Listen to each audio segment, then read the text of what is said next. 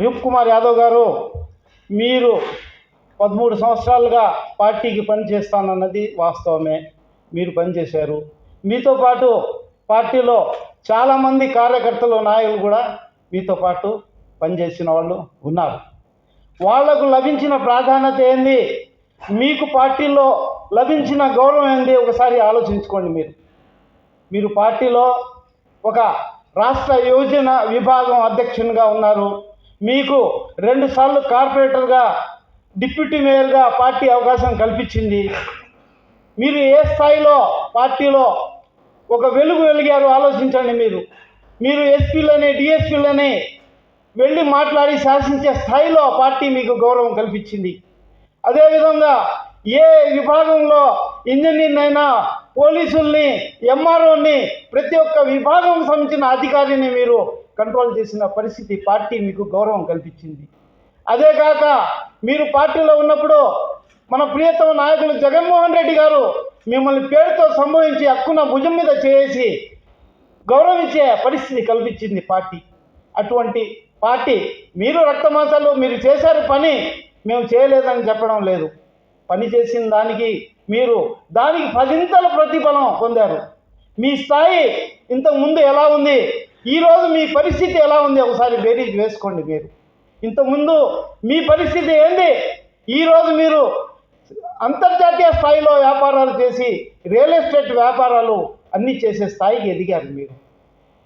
ఈరోజు మీరు ఎన్నికల్లో నిలబడడానికి 100 కోట్లు ఖర్చు పెడతాను, నేను 200 కోట్లు ఖర్చు పెడతాను నేను చెప్పే స్థాయికి తీసుకొచ్చింది మీకు ఈ వైఎస్ఆర్ కాంగ్రెస్ పార్టీని.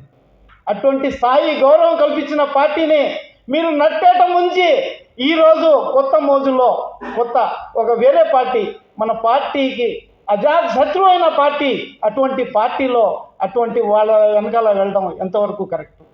అమాయకులు మీ పక్కన ఉన్నారు, మిమ్మల్ని నమ్ముకుని మీరేందో చేస్తారని చెప్పేసి వాళ్ళ అందరినీ తీసుకొని మీరు మీ మాట మీద గౌరవంతో మీ పక్కన ఉంటే సరైన మార్గం, దారి చూపించకుండా వాళ్ళను కూడా నట్టేట ముంచడానికి మీరు తీసుకుని వేరే పార్టీలో వెళ్ళిపోతున్నారు. ఎంతసేపటికి పార్టీ నాకు అన్నీ ఇవ్వాలా అనే కోరికలు పెట్టుకుంటే మనం పార్టీకి ఏమి ఇచ్చామని ఆలోచించండి. మీరు పార్టీకి ఏం చేశారు? రక్తమాంసాలు ధారపోయడం అంటే అందరూ ధారపోశారు పార్టీ కోసం. ఆయన్ని నమ్ముకుని ఆయన్ని ఫాలో అవుతున్న అందరూ మీరు ఆలోచించండి. కన్న తల్లి లాంటి పార్టీని వదిలి అలా వెళ్ళడం కరెక్ట్ కాదు. మిమ్మల్ని ఎందుకంటే తప్పు పట్టడం లేదు. ఒకసారి మళ్ళీ మీరు ఆలోచించి మీరు చేసేది కరెక్టా కాదా, మంచిదా అని చెప్పి ఆలోచించాలా. కొన్ని సంవత్సరాలుగా ఎదురు చూస్తున్నారు నెల్లూరు నగరంలో ముస్లింలకు ఏమైనా సీట్ ఇస్తే చాలా బాగుంటుంది అని చెప్పేసి. ఒక ముస్లింకి ఇస్తే సంతోషపడాలా?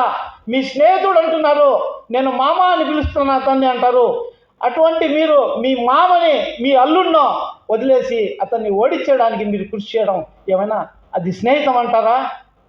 ఒక నెల్లూరు నగరం ముస్లిమ్స్ అందరూ మిమ్మల్ని అనిల్ కుమార్ యాదవ్ తర్వాత మిమ్మల్ని గౌరవిస్తారు. మేము కూడా ఏ సమస్య ఉన్నా మీ వైపు చూసేవాళ్ళం. రూప్ కుమార్ దగ్గర వెళ్తే ఏమైనా పరిష్కారం చేస్తారు, మనకు మాట్లాడతారు అనే పరిస్థితిలో మేముంటే ముస్లింలకి ద్రోహం చేసే దిశగా మీరు, అతనికి గండి కొట్టే దిశగా వేరే వాళ్ళకి మీరు సపోర్ట్ చేయడం, ఇక్కడ ఆ కూసాలు లాగేయడం మంచిది కాదండి. మీరు ఆలోచించండి, ఒకసారి తీరిగ్గా ఆలోచించి మంచి నిర్ణయం తీసుకొని ఖలీల్ గారిని గెలిపించే దిశగా, ఆయనకి సపోర్ట్ చేసే దిశగా మీరు మీ యొక్క ఎవరైతే ఉండారో మీతో పాటు ఉన్న ప్రతి ఒక్కరిని వాళ్ళకి మీరు చెప్పి మాకు వైఎస్ఆర్ కాంగ్రెస్ పార్టీకి ఖలీల్ గారికి సపోర్ట్ చేసి మీకున్న గౌరవం కాపాడుకుంటారని చెప్పి ఆశిస్తూ మళ్ళీ ఒకసారి చేతులెత్తి మీకు నమస్కరిస్తూ మరి ఒకసారి ఆలోచించమని చెప్తూ సెలవు తీసుకుంటాం. ఏదో ఒక మెంటల్ మనిషిలాగా ఏదో మాట్లాడేశాడు. ఆయనకి ఒకే మాట నేను అడుగుతున్నాను. అయ్యా రూప్ కుమార్ గారు, మీరు ఈరోజు ఏం చెప్పారు? నేను రాజీనామా చేస్తున్నాను అని మీరు చెప్తున్నారు కదా.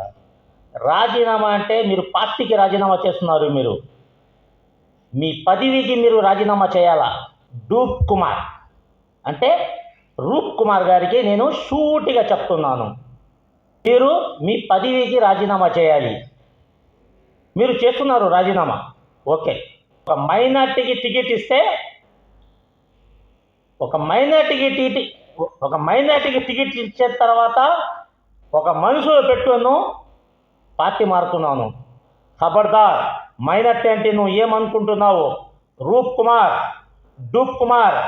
కుమార్, మైనార్టీ అంటే నువ్వు ఏమనుకుంటున్నావు? ఖబర్దార్.